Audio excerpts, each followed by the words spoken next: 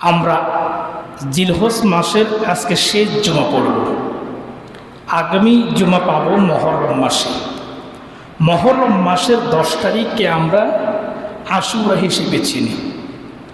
তা আশুরাটা আমরা মূলত যেইভাবে চিনি, কোরআন কিতাব কিন্তু সেই কথা বলে না। যেমন আমি যদি আপনাকে প্রশ্ন করি, মহরমের 10 তারিখ মঞ্জিল যেটা বলে আমাদের ভাষায়, এর সম্পর্কে আপনি কি জানেন কিংবা কেন বিখ্যাত? আপনি অকপট উত্তর দিয়ে দিবেন যে শহাদায়ে কারবালার জন্য বিখ্যাত। আসলে নয়, আসলে তা নয়। হাদিস বলছে, কোরআন কিতাব বলছে আশুরা বিখ্যাত হয়েছে হযরত মুসা আলাইহিস সালামের কারণে। কার কারণে? হুজুর তাই বলে কি শহাদায়ে কারবালার বিরুদ্ধে যাব নাকি? মোটেও নয়। আপনাকে বুঝতে হবে, আশুরা যে দিবস, আশুরার দিনের আমল, এটা হযরত মুসা আলাইহিস সালামের মাধ্যমে শুরু হয়ে আমাদের নবীজির হাত দিয়ে মাধ্যমে পূর্ণাঙ্গ পেয়ে আমলটা আমাদের মাঝে নির্দিষ্ট করা হয়েছে এবং নিশ্চিত করে দেওয়া হয়েছে। এবং সে আশুরার দিন ইতিহাসের সর্বশ্রেষ্ঠ মর্মান্তিক ঘটনা শহাদায়ে কারবালা ঘটিত হয়েছে আশুরার দিনে এসে। কিন্তু আশুরা শহাদায়ে কারবালার কারণে নয়, এটা কার কারণে? মুসা আলাইহিস সালামের কারণে। ভুল বুঝবেন না। আবার আমি কারবালার বিরুদ্ধে বলেছি এমন কোনো কথা বলা যাবে না, আমি বলি নাই। আমি আপনাকে মূল জিনিসটা বোঝানোর চেষ্টা করেছি। প্রিয় বন্ধুগণ আমার, মুসা আলাইহিস সালাম কেন এই আশুরার দিনকে এত স্মরণীয় করে বরণ করে রাখতেন? কেন? এই প্রশ্নের জবাব দেওয়ার জন্য আমি গত জুমা আলোচনা করছি, আজকেও করছি। আজকে পূর্ণাঙ্গ দিতে পারবো না, আগামী জুমা আমার লাগবে। আগামী জুমা এতে শেষ করে দেব।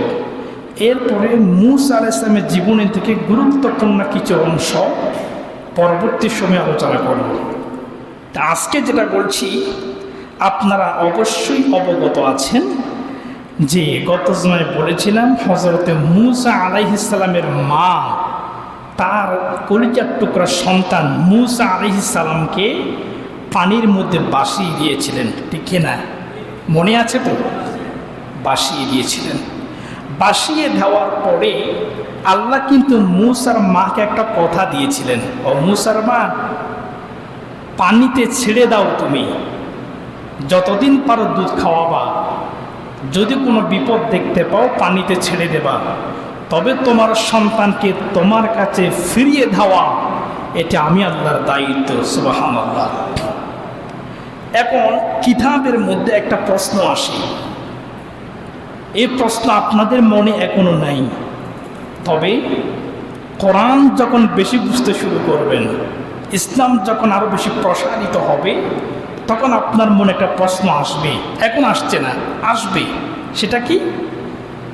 আমরা জানি আল্লাহর পক্ষ থেকে ওহী আসে শুধু রাসূলদের কাছে, ঠিক না? মুসার মা তো নবীও ছিলেন না, রাসূলও ছিলেন না, নাকি? কোন নারী নবী রাসূল হন না, বিধানের মধ্যে নেই। কোন নারীকে আল্লাহ পাক নেতৃত্ব দেওয়ার সুযোগ দেন নাই। অতএব কোনো নবী রাসূল নারী হতে পারবেন না, পুরুষ হতে হবে। প্রশ্ন হচ্ছে, আল্লাহ পাক মুসা আলাইহিস সালাম মাকে ওহী দিয়েছেন, কথা বলেছেন কেমনে? যদি নারীদের কাছে ওহী না আসে, তাহলে মুসার মা আল্লাহর পক্ষ থেকে কথাগুলো কিভাবে পেয়েছেন?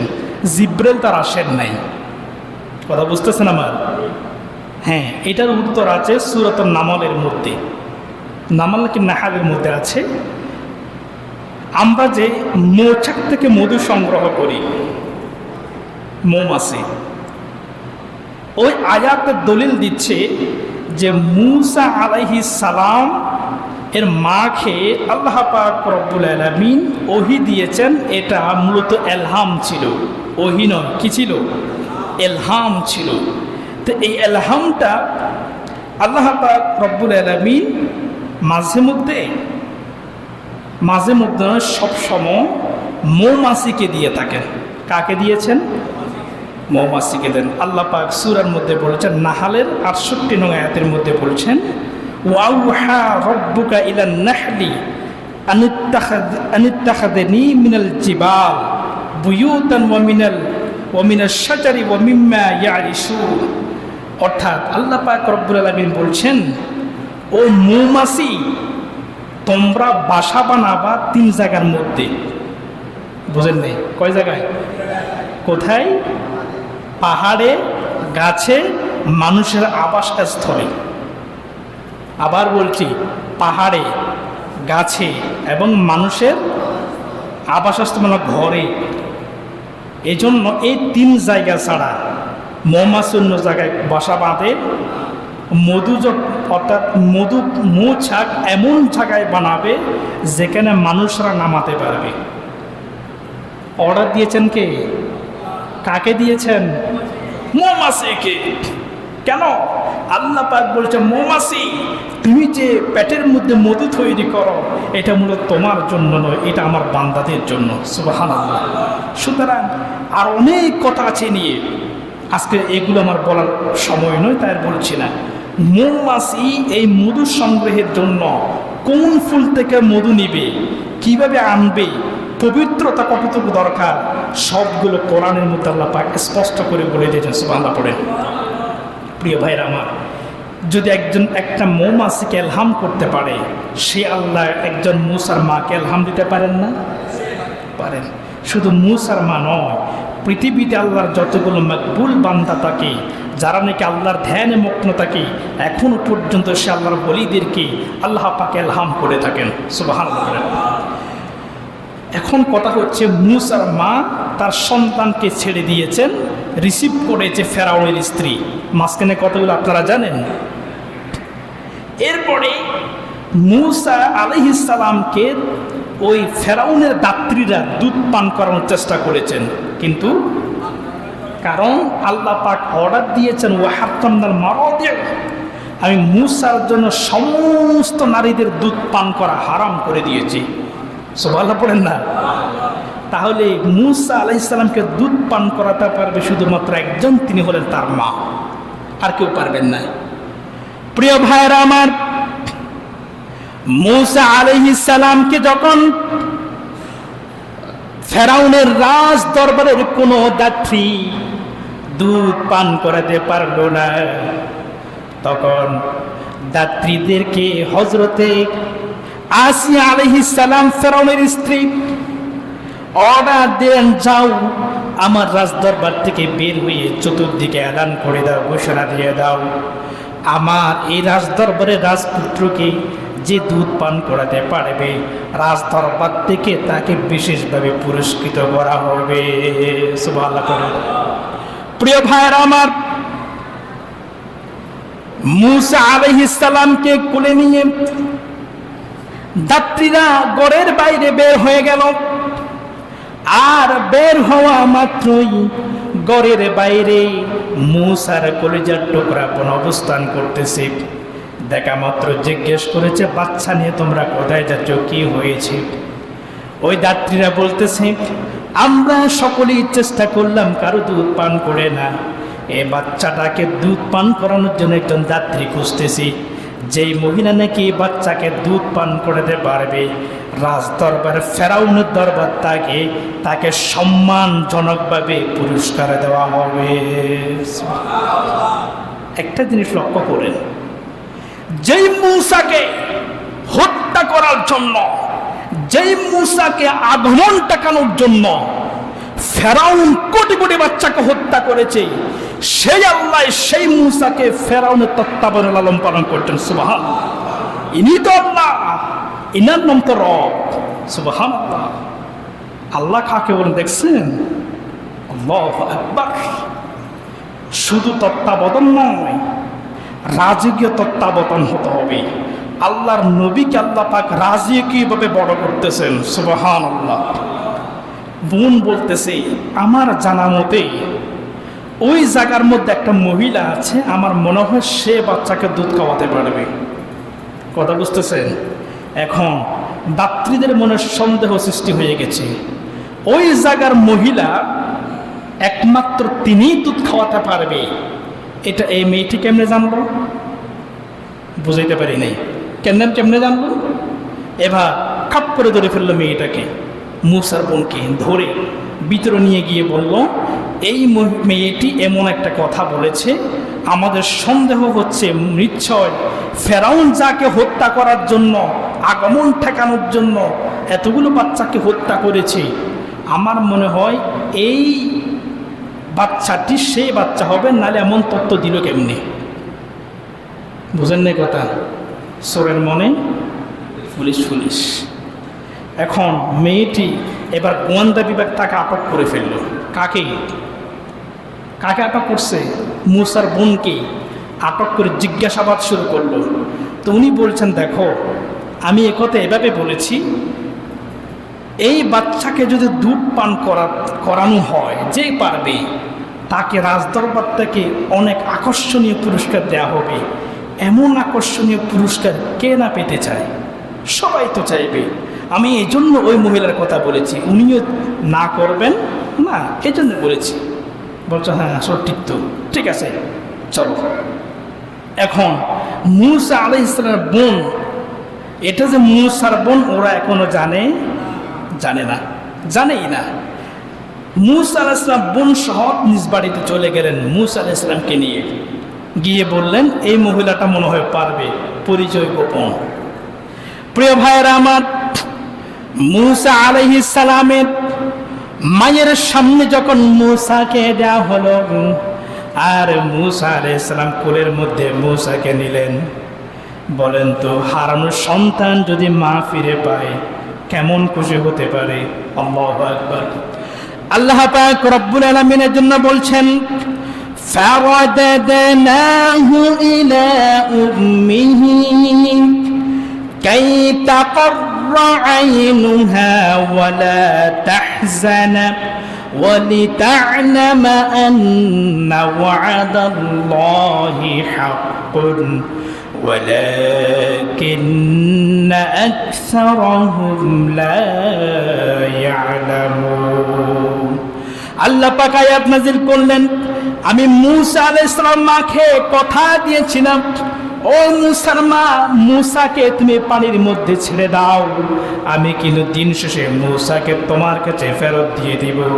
আর আজকে আল্লাহ পাক মুসার মাকে উদ্দেশ্য করে বলছেন, মুসার মা, আমি তোমাকে বলেছিলাম তোমার সন্তান তোমার কোলে আসবে, আজকে তোমার কোলে চলে আসলো, এবং তুমি টেনশন করবে না, তোমার চক্ষুকে তুমি শীতল করে ফেলো। আর মনে রেখো, ইন আন্না ওয়াদাল্লাহি হাক্কুন, নিশ্চয় আল্লাহ পাক রব্বুল আলামিন যেই ওয়াদা করে অবশ্যই সেই ওয়াদা সত্য না মিথ্যা? কথা বলেন, সত্য। ইন আন্না ওয়াদাল্লাহি হক, আল্লাহ বলছেন নিশ্চয় আল্লাহর ওয়াদা হচ্ছে কি? সত্য। অবশ্যই মনে রাখবে, এই আল্লাহর ওয়াদা যে সত্য, এটা বুঝেন কারা? এটা বলছেন ওয়ালাকিন্না আকসারহুম লা ইয়ালামুন, যারা ঈমানদার মুমিন এরা ছাড়া বাকিরা ওয়াদা সত্য এটা বুঝতে পারে না। মুসার মাকে মুসা আলাইহিস সালামকে দেওয়া হয়েছে। মুসা আলাইহিস সালামের মা যখন কুল নিয়ে দুধ দিলেন, খাওয়া আরম্ভ করে দিলেন, সুবহানাল্লাহ পড়েন না? কেউ খাওয়াতে পারলো না, মুসার মা দুধ খাওয়াতে পেরেছেন। এখন এই খবরটা গোয়েন্দা দ্রুত গিয়ে ফেরাউনের স্ত্রী আসিয়াকে খবর দিয়েছেন। উনি খুব খুশি হয়েছেন। খুশি হওয়ার পরে বললেন যে ওই মহিলাকে সসম্মানে রাজদরবারে নিয়ে এসো। সুবহানাল্লাহ। যিনি এতক্ষণ ভীতিকর অবস্থায় ছিলেন তিনি এখন রাজকীয় মেহমান হয়ে গেছেন। যাওয়ার পরে মুসা আলাইহিস সালামের মাকে তাৎক্ষণিক পোশাক দেওয়া হয়েছে, খাবার দেওয়া হয়েছে এবং বিশেষভাবে পুরস্কৃত করেছেন, টাকা পয়সা দিয়েছেন। দেওয়ার পরে আসিয়া আলাইহিস সালাম বললেন যে দেখো, আমার সন্তানটাকে লালন পালন করার জন্য আমি প্রস্তাব দিচ্ছি তোমাকে, তুমি আমার রাজ দরবারের মধ্যে আজকে থেকে যাও, থেকে যাও। মুসা আলাইহিস সালাম মা বললেন আমি থাকতে পারবো না। কেন?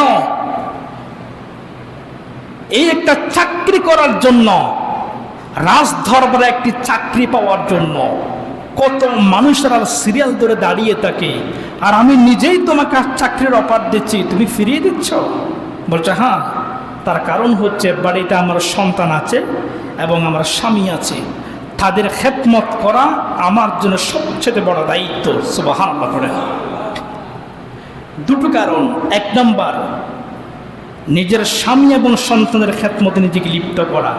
দ্বিতীয় নাম্বার কারণ হচ্ছে রাজদরবারে থাকলে পরে মূসা আলাইহিস সালামকে তার মা নিজের আবেগ মতো আদর করতে পারবেন না, নিজের ঘরে যেতে পারবেন। কথা বুঝতেছেন? তখন আসিয়া আলাইহিস সালাম বললেন, তাহলে কি করি আমার সন্তানকে দুধ খাওয়ানো হবে? বলছে যখন খাওয়ানোর সময় হবে আপনি বাচ্চাটাকে আমার বাড়িতে পাঠিয়ে দিবেন, আমি তাকে মন ভরে খাওয়াবো, এরপর আবার পাঠিয়ে দিব। বলছে তাহলে ঠিক তাই হবে, কিছু করার নাই। এরপরে আচ্ছা তুমি যে আমার সন্তানটাকে দুধ খাওয়াবা, লালন পালন করবা, তোমাকে তো আমরা পুরস্কৃত করব, কি পরিমাণ বেতন দিতে পারি? আচ্ছা রাজার স্ত্রী যদি বেতন নির্ধারণ করেন রাজপুত্রের জন্য, সেটাকে কম হবে না বেশি হবে? অনেক বেশি হবে। আরও এটা নিঃসন্তান ছিল, একটা সন্তানে বহু আশা করেছে, মূসাকে পেয়ে তারা নিঃসন্তান এই দুর্নামটা খেতে গিয়েছে। এখন আসিয়া আলাইহিস সালাম মোটা অঙ্কের বেতন ধরেছেন, সাথে বোনাস দিয়েছেন, অন্যান্য সুযোগ সুবিধা দিয়েছেন। হাদিসের মধ্যে বলা হচ্ছে মূসা আলাইহিস সালামের পরিবারের মধ্যে যে আর্থিক কষ্টটা ছিল এটা দূর হয়ে গেছে। সুবহানাল্লাহ পড়বেন না? প্রিয় ভাইরা আমার, নিয়মিত খাওয়াচ্ছেন আসতেছেন, খাওয়াচ্ছেন আসতেছেন। আল্লাহর নবীজি আমাদের প্রিয় নবী মুহাম্মদ রাসূলুল্লাহ, সকলে পড়েন, একটা হাদিস বলেছেন। হাদিসটা হচ্ছে মাসালুল্লাযী ইয়ামালু ওয়া ইয়াহতাসিবু ফি সানআতিহি আল খায়র কামাসালি উম্মি মূসা তুরদিউ ওয়ালাদাহা ওয়া তাখুজ আজরিহা। নবীজি বলতে লাগলেন, দেখো মূসা আলাইহিস সালাম কে দুধ পান করাচ্ছেন কে? কথা বলে কে? আপন মা। মায়ের দায়িত্ব হচ্ছে সন্তানকে দুধ খাওয়ানো, এটা মায়ের প্রয়োজন, মার দায়িত্ব। কিন্তু নিজের কাজ নিজে করতেছে, বেতন দিচ্ছে কে? কথা বলেন, বেতন দিচ্ছে কে? কথা বুঝাইতে পারি নাই। আবার বলছি, নিজের সন্তানকে দুধ খাওয়াচ্ছেন, আপনার স্ত্রী যখন আপনার বাচ্চাকে দুধ খাওয়ায় কেউ টাকা দেয়? এক গ্লাস পানি পর্যন্ত দিবে না। কেন দিবে? আর আপনি চাইতেও তো পারবেন না। কিন্তু দেখেন নবীজি বলতেছেন মূসার মা মূসাকে দুধ খাওয়াচ্ছেন, আর এই দুধ খাওয়ানোর কারণে ফেরাউন তাকে বেতন দিচ্ছে। এটার নাম কি? আল্লাহ। ইনি তো আল্লাহ। তো যিনি আল্লাহ নাকি কাজ করতে পারেন, আমি কি আল্লাহর পক্ষ থেকে তোমাকে একটা কথা বলি। কি কথা? তুমি যখন নিজের প্রয়োজনীয় কাজকর্মগুলো করবে, নিজের প্রয়োজনীয় কাজ যখন করবে, আর সে কাজ করার সময় যদি আমি নবীর সুন্নাতকে একটু মানো এবং মাথায় যদি নিয়ত রাখো আল্লাহর সন্তুষ্টি, কাজ করবে নিজেরটা, সওয়াব দিবেন কে? আল্লাহ সওয়াব দিবেন। কেমন করি? আর একটু ক্লিয়ার করে বলি। আচ্ছা, আমার শরীরের মধ্যে জামা পরতে হবে, আমি পাঞ্জাবি পরেছি, জুব্বা পরেছি, শার্ট পরেছি, এটা কি আমার প্রয়োজন না? কথা বলেন, প্রয়োজন কি না? প্রয়োজন। তারপরে আপনাকে আজকে খাইতে হবে, এটা প্রয়োজন কি না? কথা বলতেছেন না তো? প্রয়োজন। এই যে আপনি জামা পরতেছেন, আমার প্রয়োজন, আমি পড়তেছি। কিন্তু নবীজি বলতেছেন তুমি যদি বলো এই যে জামা পরার নবীজির সুন্নাত এবং আল্লাহ সন্তুষ্টি হয়, এই নিয়ত আমি পড়তেছি, যদি এভাবে নিয়ত করো নিজের প্রয়োজন তো মিটবেই, আল্লাহ সন্তুষ্টি তোমাকে সওয়াব দান করে দিবেন। বুঝাইতে পারি নাই? যেমন করি মূসা আলাইহিস সালামকে দুধ খাওয়ানোর কারণে ফেরাউন বেতন দিত, এইভাবে আল্লাহ তোমাকে বেতন দিয়ে দিবেন। সুবহানাল্লাহ পড়েন। প্রিয় ভাইয়েরা আমার, আরেকটা হাদিস শুনেন। নবীজি বলতেছেন কোন একজন স্বামী যদি তার স্ত্রীর মুখে খাবার তুলে দেয়, স্ত্রীর বরণ পোষণ যদি করে, তার সন্তানাদির বরণ পোষণের দায়িত্ব যখন নেবে, আল্লাহ পাক রব্বুল আলামিন তাকে সওয়াব দান করবেন। কিভাবে করবেন দেখেন, বলতেছে একজন মানুষ, ওই স্বামী যদি কোন একজন ভিক্ষুককে, অনাহার ক্ষুধার্ত মানুষকে যদি খাবার দান করে, যেই পরিমাণ সওয়াব আল্লাহ দান করবেন। আবার বলছি, ক্ষুধার্ত মানুষকে আহার দেওয়া, খাবার দেওয়া সওয়াব না গুনার কাজ? বুঝেন না? কি কাজ? সওয়াব হবে। কোন ক্ষুধার্ত মানুষকে আপনি খাবার খাওয়ালে আপনার সওয়াব হবে। আর নবীজি বলছেন, কোন ব্যক্তি যদি কোন একজন ক্ষুধার্ত মানুষকে খাবার খাওয়ায়, যেই পরিমাণ সওয়াব আল্লাহ পাক তাকে দান করবেন, সেই ব্যক্তি যদি নিজের স্ত্রী এবং সন্তানের মুখে খাবার তুলে দেয়, ওই ভিক্ষুককে যেই পরিমাণ সওয়াব দিয়েছে তার 3 গুণ সওয়াব আল্লাহ পাক তার আমলনামার মধ্যে দান করে দিবে। স্ত্রীকে খাবার খাওয়ানো আপনার দায়িত্ব, আপনার সন্তানকে খাবার দেওয়া আপনার দায়িত্ব। আমি যদি আপনাকে প্রশ্ন করি, ভাই আপনি যে বন্দর গিয়ে এত পরিশ্রম করছেন, অফিসের মধ্যে গাধার মতো খাটতেছেন কেন? আপনি অকপট উত্তর দিবেন, স্ত্রী সন্তানদের জন্য, নাকি? কথা বলেন না? এটা স্ত্রী সন্তানকে খাবার খাওয়ানো এটা আপনার দায়িত্ব। আর সেই দায়িত্ব যদি রাসূলের সুন্নাহ মোতাবেক করেন, তাহলে দায়িত্ব পালন হয়েছে, সওয়াবও। আমি বলতে চাইলে আর অনেক বলতে পারবো, সময় নেই। আচ্ছা, আপনি পানি খাচ্ছেন, পানি খাওয়া আমাদের শরীরের জন্য জরুরি কিনা? খাইতেই হবে। আমি 1 গ্লাস পানি খাচ্ছি, নবীজির একটা সুন্নাত আছে এখানে। সময় তো খুবই কম, কেমনে বলতাম? এই পানিগুলা যদি আপনি বিসমিল্লাহ দিয়ে খান, কি ফজিলত আপনি পাবেন, এবং বিজ্ঞান সেটা প্রমাণ করেছে গত কয়েকদিন আগে। সময় নেই, নাইলে বলতাম। এবং সেই পানি যদি আপনি 3 ডুবে খান, 3 বার করে খান, আপনার পানি খাওয়াও হয়ে গেল, সাথে আল্লাহ সওয়াবও দিয়ে দিলেন। আর যদি আপনি বিসমিল্লাহ এবং 3 বার করে না খান, আপনি শুধু পানি খাওয়া হবে কিন্তু সওয়াব হবে না। এই জন্য আমাদের দায়িত্ব হচ্ছে, পানি যখন খাবো বিসমিল্লাহও বলবো 3 বার করে, তাহলে পানি খাওয়া হবে, সাথে সওয়াবও জমা হয়ে যাবে। সুবহানাল্লাহ পড়েন। প্রিয় ভাইয়েরা আমার, তাহলে নবীজি বলতেছেন যে কোন মানুষ যদি নিজের প্রয়োজনীয় কাজগুলো করেন আর করার সময় আল্লাহর সন্তুষ্টির দিকে লক্ষ্য রাখেন, নবীজির সুন্নাত তরিকার মাধ্যমে করেন, আল্লাহ পাক রব্বুল আলামিন মূসার মাকে যেমন করে বেতন ভাতার ব্যবস্থা করে দিয়েছেন, কোন ইমানদার যদি নিজের কাজগুলো করার সময় আল্লাহর সন্তুষ্টি থেকে খেয়াল রাখে, আল্লাহ পাক রব্বুল আলামিন তার জন্য সওয়াবের বরাদ্দ রেখে দিয়েছেন। সুবহানাল্লাহ।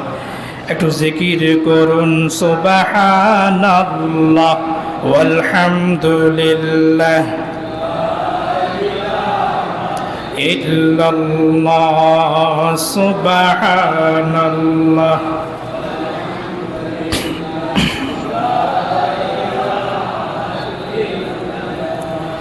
তুমি বাঁচাও, তুমি মারো, অবিরত ক্ষমা করো, ধরার যে জান তাকে ধরো, ধরার যে জান তাকেই ধরো, তোমার মুঠোয় সবই আল্লাহ, সুবহানাল্লাহ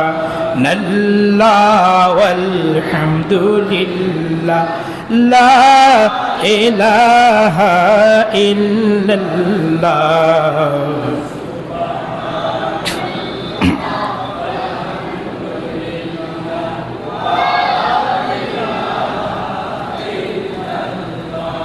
মূসা আলাইহিস সালামের মা তাকে রেগুলার খাওয়াচ্ছেন আর মাসে মাসে বেতন নিচ্ছেন। এভাবে দিন চলছে। একটা সময় মূসা আলাইহিস সালাম মোটামুটি বড় হয়ে গেছেন, রাজপুত্র, অনেক বড় হয়ে গেছেন। আল্লাহ পাক কোরআনের মধ্যে বলছেন, ওয়ালাম্মা বালাগা আশুদ্দাহু ওয়াস্তাওয়া ওয়া আতাইনাহু হুকমান ওয়া ইলমান ওয়া কাযালিকা নাজজিল মুহসিনিন। আমার মূসা বড় হয়ে গেছে, আল্লাহ বলছেন। এখন সে যুবক, টকবকে যুবক। যুবক হওয়ার কারণে আমি আল্লাহ তার মধ্যে ইলম দিয়েছি, হিকমত দান করেছি। এই দুটোর কারণে মূসা এখন ভালো মন্দ বুঝেন, সত্য মিথ্যা বুঝেন। এমনকি মূসা আলাইহিস সালাম নিজের পরিচয় জানতে পেরেছেন। তিনি জেনে গেছেন তিনি আসলে ফেরাউনের সন্তান নয়। সুবহানাল্লাহ পড়েন না? তিনি কার সন্তান? বলছে তিনি দুধ খাওয়ান, আসলে আমার মা তিনি, আমার বংশ ইসরাইল। সুবহানাল্লাহ, আমি ইসরাইলি বংশ। মূসা আসলে ঘটনাগুলো জেনে গেছে। এরপরে ইনি চিন্তা করলেন মূসা যে পরিমাণ মানুষের উপর অত্যাচার করে, এই ব্যাপারটা হযরত মূসার কাছে পছন্দ নয়। ইনি চিন্তা করেন সবসময় এই অত্যাচার থেকে এই জনমানবকে, এই এলাকাকে কেমন করে মুক্ত করা যায়, অত্যাচারী শাসককে কেমন করে ধ্বংস করা যায়। সারাদিন টেনশন করতেন আর চিন্তা করতেন কি করে করা যায়। এভাবে টেনশন করতে করতে সবসময় মাথার মধ্যে ঘুরপাক খায়। আসলে আল্লাহ পাক কি জন্য পাঠিয়েছেন ওনাকে? এই জন্যই তো পাঠালেন নাকি? এই জন্যই তো পাঠালেন। প্রিয় ভাইয়েরা আমার, হযরতে মূসা আল্লাহর পক্ষ থেকে ইলম পেয়েছেন, হিকমত পেয়েছেন, আর তিনি বড় হয়ে চিন্তার মধ্যে পড়ে গেলেন। এই যে ফেরাউন এই এলাকার ইসরাইলি নবী বংশের যতগুলো মানুষ আছে তাদেরকে অত্যাচার করছে, কেমন করে এই মানুষগুলোকে উদ্ধার করা যায়, সহযোগিতা করা যায়। ইসরাইলি বংশের মানুষগুলোকে নিজের সামর্থ্য অনুযায়ী, সুযোগ অনুযায়ী, সুযোগ বুঝে তাদেরকে সাহায্য সহযোগিতা করেন। একটা সময় তিনি চিন্তা করতে করতে রাস্তা দিয়ে হাঁটতেছেন আর চিন্তা করতেছেন কি করা যায়, কি করা যায়।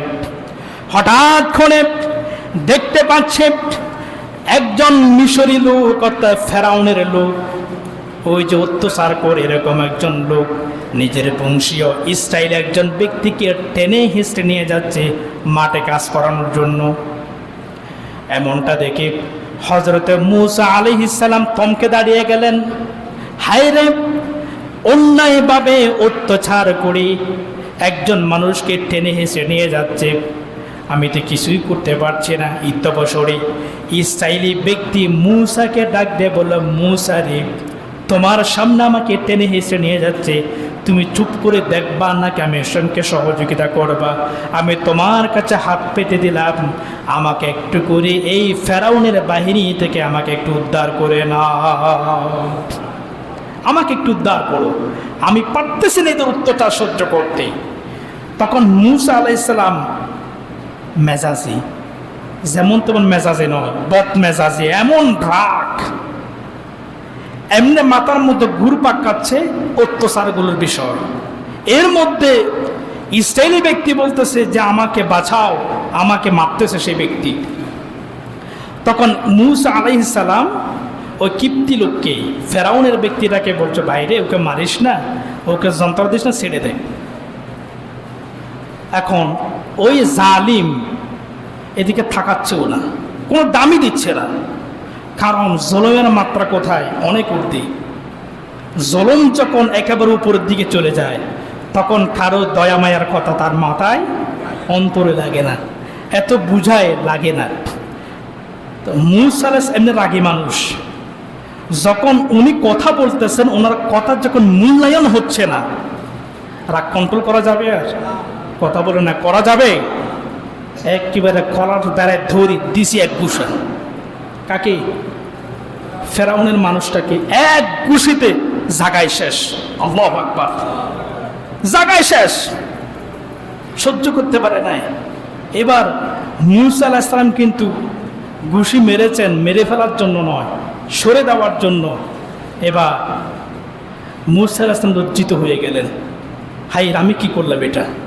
আল্লাহর কাছে তাৎক্ষণিক বললেন, আল্লাহ আমি তো জুলুম করে ফেলেছি নিজের উপরে, আমি আল্লাহ আমি মূসা আপনার কাছে ক্ষমা চাইতেছি। বলতেছেন, কল রব্বি ইন্নী যালামতু নাফসি ফাগফিরলি ফাগফারা লাহু, আয় আল্লাহ আমি নিজের উপর জুলুম করে ফেলেছি, আমাকে একটু মাফ করে দেন। আল্লাহ পাক মূসাকে মাফ করে দিলেন। মাঝখানে অনেক কথা আছে, সময় কম।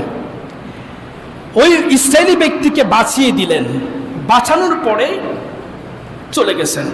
কিন্তু ফেরাউনের একটা লোক কিন্তু হত্যা হয়ে গেছে। ভালো করে খেয়াল করবেন, কে হত্যা করেছে? মূসা। জানে কে? ইসরায়েলি ব্যক্তিটা ছাড়া আর কেউ জানে, কিন্তু লাশটা তো পড়ে আছে। এবার ফেরাউন বাহিনী যখন দেখতেছে তাদের গোত্রীয় মানুষ নিহত, মূসা কথা জানে না, ফেরাউনকে গিয়ে বলল আমাদের দলের একটা মানুষকে হত্যা করা হয়েছে। এবার টপ নড়াচড়া শুরু হয়ে গেল। কেন? এত বড় কার সাহস, আমার লোককে হত্যা করেছে? কে করেছে?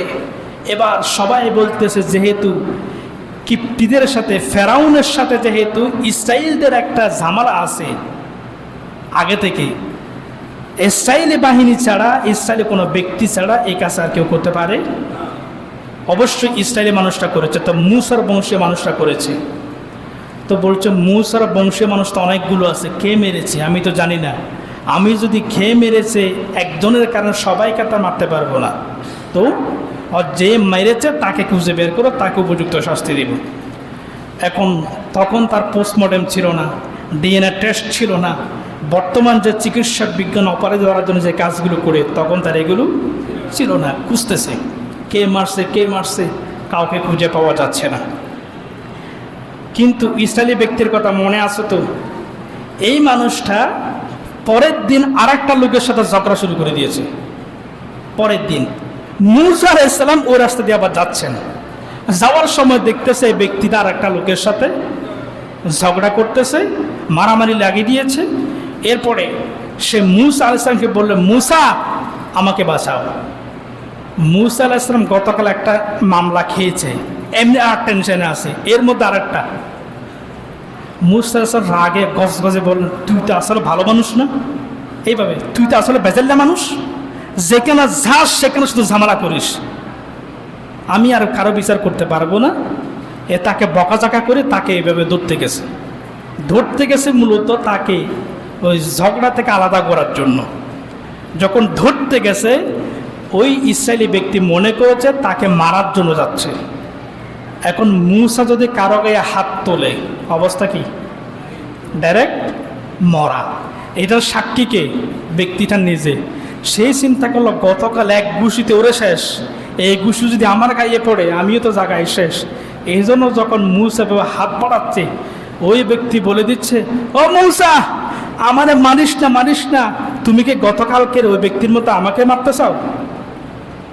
কথা বোঝেন নাই, গতকালকে ওই ব্যক্তির মতো আমাকে কে মারতে চাও? এই কথা শুনে ফেলছে কে? তাহলে সাক্ষী আর লাগবে? এই যে ব্যাং মরা বেলা গাল গুনে, এই যে এই কথা গোপন ছিল আর জেনে সে নিজেই বলে দিয়েছে। এবার কিপ্টি ফেরাউনের লোক যখন এই কথা শুনেছে, এ আর ঝগড়া করে না, নিজে উঠে দৌড়ে ফেরাউনের কাছে চলে গেল। ফেরাউনকে বলছে দে গতকালকে আমাদের যে লোক নিহত হয়েছে তার আসল হত্যাকারী মূসা, আমি নিজের কানে শুনেছি। এখন ফেরাউন যখন এমন তথ্য শুনেছে, ফেরাউন বুঝতে পেরে গেছে আমি তো সন্দেহ করেছিলাম এই মূসা তো সেই মূসা যে আমাকে মারার জন্য মূলত। সুতরাং আমার মিশন আজ থেকে কমপ্লিট শুরু হয়ে গেছে, মূসাকে গ্রেপ্তার করো। পুলিশ পাঠিয়ে দিয়েছে। আবার পুলিশ বাহিনীর মধ্যে একজন মানুষ ছিল যে মূসাকে মহব্বত করত, ফেরাউনের অত্যাচারকে পছন্দ করত না। এই ব্যক্তি দৌড়ে এসে মূসা আলাইহিস সালামকে বললেন, মূসা ঝামেলা একটা হয়ে গেছে। কি ঝামেলা? যে তোমাকে গ্রেপ্তার করার জন্য ফেরাউন পুলিশ পাঠিয়ে দিয়েছে, তুমি আর দেরি করো না, এখান থেকে তাড়াতাড়ি পালিয়ে যাও। মূসা আলাইহিস সালামের কথা শুনে আর দেরি করলেন না, হাঁটা শুরু করলেন। অন্যদিকে মাদায়ান নামক একটা শহরে তিনি চলে গেলেন, যেখানে মূসার কোনো ক্ষমতা চলে না। ওই মাদায়ান শহরের মধ্যে একজন নবীর বসবাস, নাম তার শুআয়ব আলাইহিস সালাম। যেটা বলে সুবহানাল্লাহ। এরপরে মূসা আলাইহিস সালাম ওই মাদায়ান শহরের মধ্যে গিয়ে, বেশিক্ষণ সময় নিব না, 2 মিনিট রাখেন। মাদায়ান শহরের মধ্যে মূসা আলাইহিস সালাম যাওয়ার পর দেখতে পাচ্ছেন 2টা নারী যুবতী একটা জায়গার মধ্যে অনেকগুলো ছাগল নিয়ে দাঁড়িয়ে আছে। নারীগুলোর উদ্দেশ্য হচ্ছে কূপ থেকে যে পানি উঠছে ওগুলো তাকে খাওয়াবে। ছাগলকেও খাওয়াবে। কিন্তু ওই কুফের কাছে তারা যেতে পারছে না। মূসা আলাইহিস সালাম নারীদেরকে প্রশ্ন করলেন, তোমরা কেন দাঁড়িয়েছে কেন? মাগরিবের সময়, রাত হয়ে যাচ্ছে। তো তারা বলল যে দেখেন, আমার বাবা অতিবৃদ্ধ শুআয়ব আলাইহিস সালাম, ওনার পক্ষে এই ছাগলকে পানি পান করানো সম্ভব না, যার দরুন আমরা পানি পান করাতে আসছি। রাখালগুলো দুষ্ট, এরা আমাদেরকে কোনো ক্ষতি করতে পারে, সেজন্য আমরা সেদিকে যাই না, তারা চলে গেলে আমরা খাওয়াতে আসি। আচ্ছা ঠিক আছে। ইতিমধ্যে রাখালগুলো এই কূপ থেকে পানি পান করিয়ে কূপের মুখে একটা বিশাল পাথর আটকিয়ে দিয়ে চলে গেছে।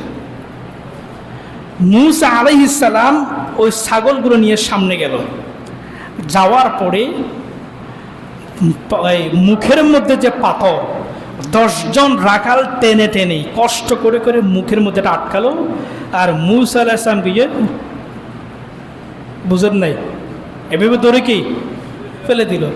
যে পাথর 10 জন নাড়তে পারে না, সেই পাথর হযরত মূসা একাই হাত দিয়ে, মেয়ে দুটা দেখে তো অভাব, এ কি সুবহানাল্লাহ।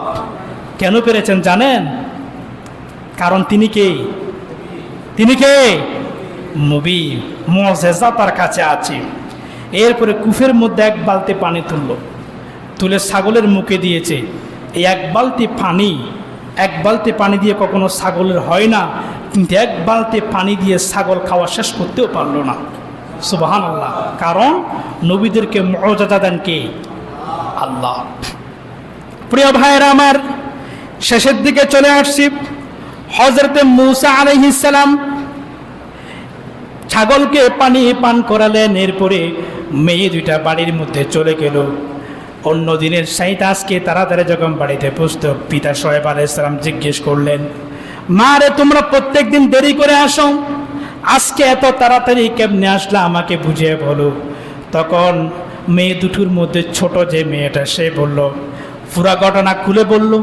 বলার পরে মূসা আলাইহিস সালামের ব্যাপারে 2টা কথা বলেছেন। বাবা, আমরা দেখতে পেয়েছি যে যুবক আমাদেরকে সহযোগিতা করেছে, সেই যুবক অত্যন্ত শক্তিশালী এবং বিশ্বস্ত। সুবহানাল্লাহ পড়েন। অত্যন্ত শক্তিশালী এবং বিশ্বস্ত। শুআয়ব আলাইহিস সালাম জিজ্ঞেস করলেন, কেমনে বুঝতে তুমি এইটা?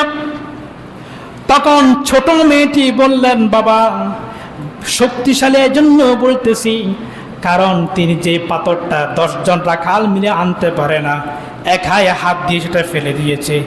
আর বিশ্বস্ত বলছে কারণে আমাদের সাথে কথা হয়েছে ঠিকই, কিন্তু আমাদের থেকে চোখ তুলে একটিবারের জন্য তাকায় নাই। নবীদের বৈশিষ্ট্য। এরপরে মূসা আলাইহিস সালামকে শুআয়ব আলাইহিস সালাম ছোট মেয়েটাকে পাঠালেন, যাও যুবকটাকে ডেকে নিয়ে এসো। মূসা আলাইহিস সালাম রাজপুত্র, রাজ্যের বড় বড় দামি দামি খাবার খেয়েছেন, কিন্তু এলাকা থেকে পালিয়ে আসার কারণে কোনো কিছু খেতে পারে নাই, শুধু গাছের লতা পাতা খেয়েছেন। অনেক ক্ষুধার্ত, একটা গাছের নিচে ছায়ার মধ্যে বসে আছেন, এখনো বসে আছে, সন্ধ্যার পর পর্যন্ত বসে আছেন। হযরত শুআয়ব আলাইহিস সালামের ছোট মেয়েটা তার কাছে গিয়ে বলল, আমার আব্বাজান আপনাকে ডেকেছেন, আপনাকে যেতে হবে। মূসা আলাইহিস সালাম বললেন, কেন ডেকেছেন? কারণ আপনি যে আজকে আমাদের যে সহযোগিতা করলেন, তার বেতন আপনাকে আমার বাবা দিয়ে দিবে, কারণ আমরা ফ্রিতে কোনো কাজ করি। এটা মূলত ওনাকে বাড়ি নেওয়ার উদ্দেশ্য, অন্য কিছু না। উনি চলে যাচ্ছেন। যাওয়ার সময় হযরত মূসা আলাইহিস সালাম বললেন, আচ্ছা, আমি তো তোমার বাড়ি চিনি না। ছোট মেয়েটাকে বল, যে মেয়েটা ডাকতে আসছে তাকে বলল, আমি তোমার বাড়ি চিনি না, আমি কেমনে যাব? বলছে, কেন আমার সাথে যাবেন? অসম্ভব, আমি তো তোমার সাথে যেতে পারবো না। তুমি সামনে সামনে হাঁটবা, তোমার পেছনে আমি হাঁটবো, একজন নারীর পিছনে একজন পুরুষ হাঁটবে, এটা কখনো আল্লাহ বরদাস্ত করতে পারে? এটা শরীয়তের নিয়মের মধ্যে পড়ে না। তাহলে কেমনে যাবেন? বলছে, আমি সামনে থাকবো, তুমি আমার পেছনে থাকবে। রাস্তা যখন মুভ করতে হবে, যেই দিকে ঘুরতে হবে, একটা ফাতরও মারবা, আমি সেদিকে চলে যাব। সুবহানাল্লাহ পড়েন না? বর্তমানে আমাদের সমাজের মধ্যে এরকম কি ব্যবস্থা আছে? নাই। প্রিয় বন্ধুগণ, হযরত মূসা আলাইহিস সালাম সে ছোট মেয়েটার সাথে যাচ্ছেন, তবে মেয়েটা পেছনে। মূসা আলাইহিস সালাম রাস্তা যখন ঘুরতে হয় পাথর মারে, এভাবে যান। যেতে যেতে শুআয়ব আলাইহিস সালামের সাথে দেখা হয়ে গেল।